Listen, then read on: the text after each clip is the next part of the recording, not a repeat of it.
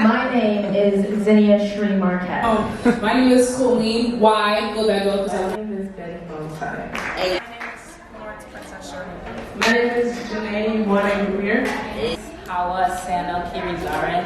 My name is Abrina Destiny Tebow. My name is Kayla K. Richard Jones. We're gonna start out real deep. Y'all ready? Y'all ready? How do you want to be remembered? So Craig gave us these questions before, and that was one of the questions I picked out. And I was really thinking about it because even though I'm young, I feel like leaving a legacy has always been a really big thing for me. I feel like especially because of my little brother, he really looks up to me. So I feel like I just want to be remembered as somebody who positively contributed to their society and their community, and who was helpful to those around them, and always open to learning more and growing more. I just want to be the best that I can be for myself and the people around me.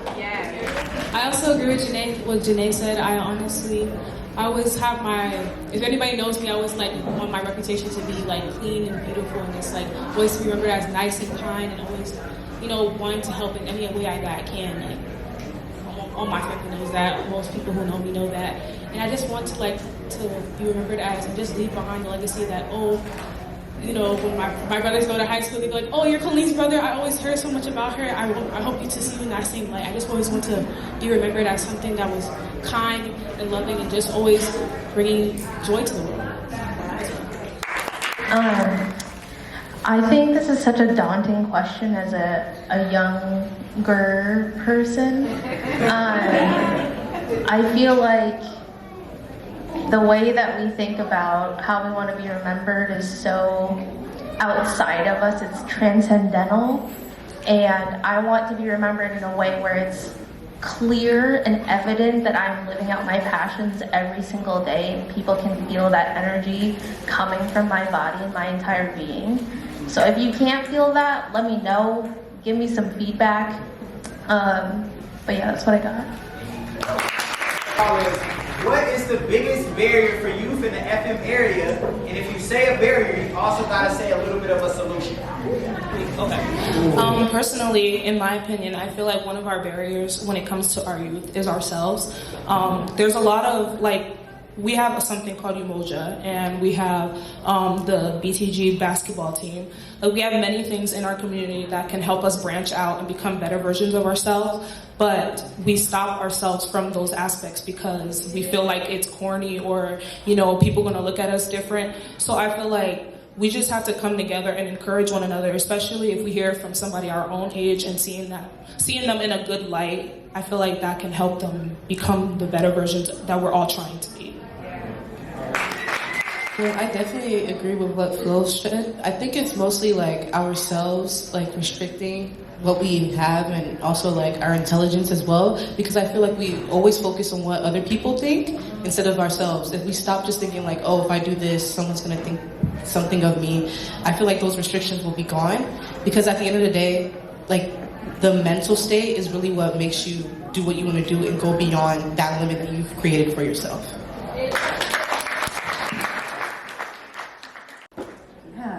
Y'all are so wise. It's crazy. I was not that wise when I was your age. That was awesome. But the students that I work with, a lot of the time, some barriers, they really come from, honestly, a lot of the people in the area who are do-gooders, right? Our do-gooders are stretched so far and thin, and it's not ingrained in everything that we do. I think that's a big issue, because we have phenomenal students who can recognize these things within themselves and challenge themselves and push themselves outside that box. But we also have those students that reach that barrier and they go the other way, right? And so they regress instead of progress, and that's on us. That's really on us, right? Because we're supposed to take care of the youth, and we're supposed to provide. We're supposed to give them resources. Every single teacher that we have, all their work should be ingrained in diversity, equity, and inclusion work. You should be knowledgeable about the students you're working with. You should be able to meet every student where they're at, especially youth of color. These struggles that Black women deal with in particular, those are things that our teachers should be educated on, right? So how can we reach our students instead of trying to tell them to reach us? And I think that's the biggest thing that we should try to change, is the people who are working with these students, with the youth, we have to put that on ourselves to make sure that we are reaching them and not asking them to reach us, because they're the youth, you know what I'm saying? Y'all are brilliant and talented, and I love that, but we should also be doing our part too. barrier is access to resources, specifically when it comes to representation. I had one BIPOC teacher all of K through 12, and that's not okay, and we don't speak on that enough. And a solution to that is, if we have any teachers in the room, there is an actual, or future teachers. Any future teachers? Are you in college? Okay. There is a grant application for BIPOC future licensed teachers. If you want more information, I can give that to you, but that is one of the solutions. Another really big issue that I see with some of the students that I come in contact with is transportation. We have public transportation. Whether or not it's doing its job effectively, I think is the bigger question. And we need to invest more of our resources into the transportation aspect, because Fargo Moorhead is big, and we can't expect our students to be walking to us or take the MAP bus, and it takes 2 hours to get to one location. So investing more resources into transportation. Grant. No taxes. No taxes. Okay, I think I might go first because I work in higher ed. I'm the Diversity and Inclusion Coordinator at MSUM, plug that. I am a huge advocate for education and the power that it has, so I would invest all that money into our tri-college system. Tri-college is actually not 3 schools, it's 5. Make that make sense. So I would invest that and try to split it up between those institutions, but specifically for programs that benefit BIPOC students. So I would try to figure out how to make that work. But we have some really cool programs in the area. I lead a Smart Start program. I have a lot of details out of my resource table about the program and how it benefits underrepresented and underserved identities. So I would invest it in that. So if I had $10,000, me and Betty talked about this a lot. We wanted to do a nonprofit organization, especially when it comes to the younger generation of our BIPOC, because they don't really have the role models that we really need in our lives. Most of us lack a good role models in our lives. So I feel like having that nonprofit organization where it's like a buddy system and we can take them to places, and something kind of like Umoja, but more of student to student intimacy to make it feel more real, because we all have been through the same experience. Most of us have been in the same experiences, and we can talk to one another, we can help each other understand why this isn't the way that we want to go. Especially with the younger kids, it's so hard nowadays to understand each other. So I feel like having this organization can provide for all of our youth in Fargo Moorhead. And touching on that, I would also like to do that as well, and more towards the younger kids, 5, older a little bit, 12-year-olds and stuff, because I feel like they're just seeing people, I would say, older than them, but not people really their age or around their age group that's doing things or that are trying to do things but just don't have the platform for it. So I would probably use the money towards that. 100,000. Oh wow, okay, that's a lot. My bad. If I had $100,000, I'd spend it more on to benefit kids in after-school programs, because not a lot of people have lots of things to do after school, and it wouldn't be regular curricular, something they actually want to do, because no one wants to sit there and do math in action. Nobody wants to do it. So something that would actually benefit them, maybe get future jobs, how to teach them how to get into business and industries that help them grow as a person and make money as a person, and let them become their own boss and their own leader. Okay, I'm gonna try really hard not to get on a soapbox, but so some of you know the Bison Bridge programs back at NDSU, and I think an expansion, yeah, shout out to Kayla Zinnia, I see y'all out there. I think an expansion of that would be incredible, because it's kind of similar to some of the things that you guys are saying that you want and need, and some things that I've noticed just in research and thinking about middle schoolers, especially middle schoolers of color. There's a really, really particular threshold at that point in time where it really can decide like a student's total life outcome in middle school. And so expanding on something like Bison Bridge, and for those of you who don't know, that's like a peer mentoring program for students of color who are coming into college.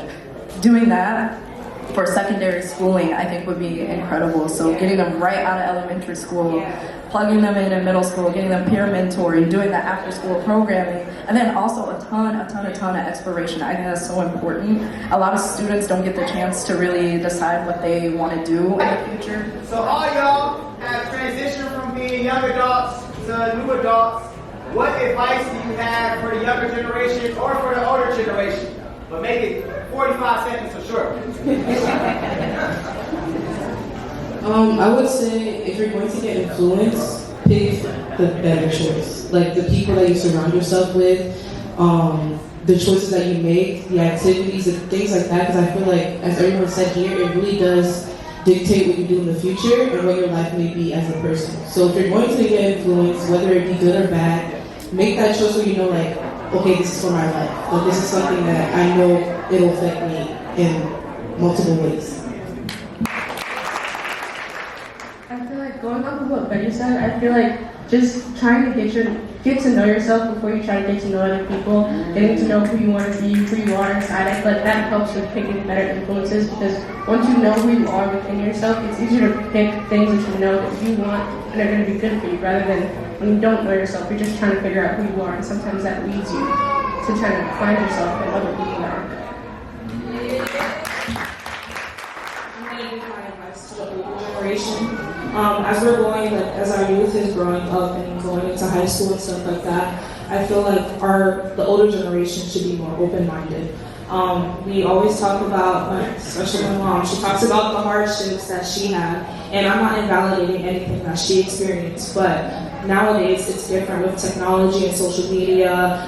Everything is just completely different from what they experienced when they were younger. So I feel like our parents should be more educated, or, just try to understand, because I know some parents don't even believe in mental health. And if we don't believe in mental health, like, our children are not safe. They're not mentally stable to be in this world, especially when this world is already dangerous as it is. So that's what I also wanted to say, and touch on that when you're like, all the kids who are going to middle school and stuff like that, like, it gets tough because you don't understand and know what you're gonna really put yourself through the loop for. But I just want to say, like, if you feel what you hold on, let me backtrack for a second. But whatever you think is good for you or whatever you like, don't ever feel like it's corny in either way. Don't let people discourage you, make you feel like your likes and your interests are not like as important as everybody else's. If everybody else is doing football and you're sitting down drawing pictures and it looks good, keep doing that. Don't let no one bully you out of your interest in your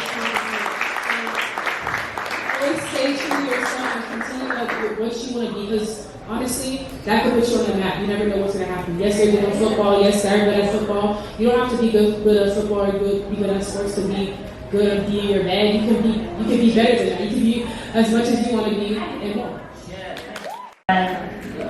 Getting their job, getting their car, going out places, doing this, that, and the third. You're sitting home and be like, man, I wish I could do that. And they're like, experience life all at once.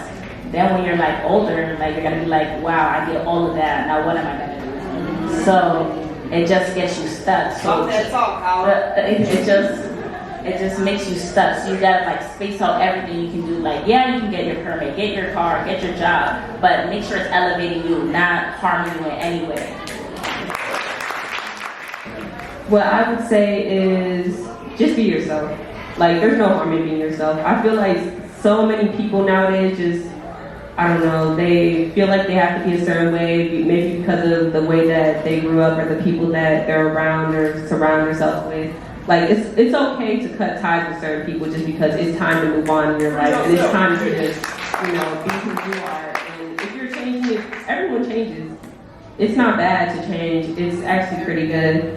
But yeah. To the youth, I would say, especially the incredible ladies on stage, like you have to take care of yourself. It's okay to not grow up with the intention of being a superhero. Like don't don't let the world put all this stuff on your back. You don't have to take care of everybody before you take care of yourself, especially as Black women. Like, that's our motto, and it is beautiful, especially when we do it with one another. But like, truly, like, make sure that you get the chance to live for yourself instead of living for other people all the time and trying to save the world. Like, that is so important. And then for the older people, even though I got grouped in with them, thank you, Fred. I would say those things that you think are so wild, so crazy of the youth, just lean into that. See what they're up to. Like, join them for one of those activities that seems crazy. Make a TikTok with them. Like, listen to what they're saying, because truly there's always value in that. So like, tap into that. It's cool. Okay, I have a couple things. We talked about being open-minded. That's the first thing. Be open-minded. Be an active listener. Be open to what your body is trying to tell you before we get to breaking.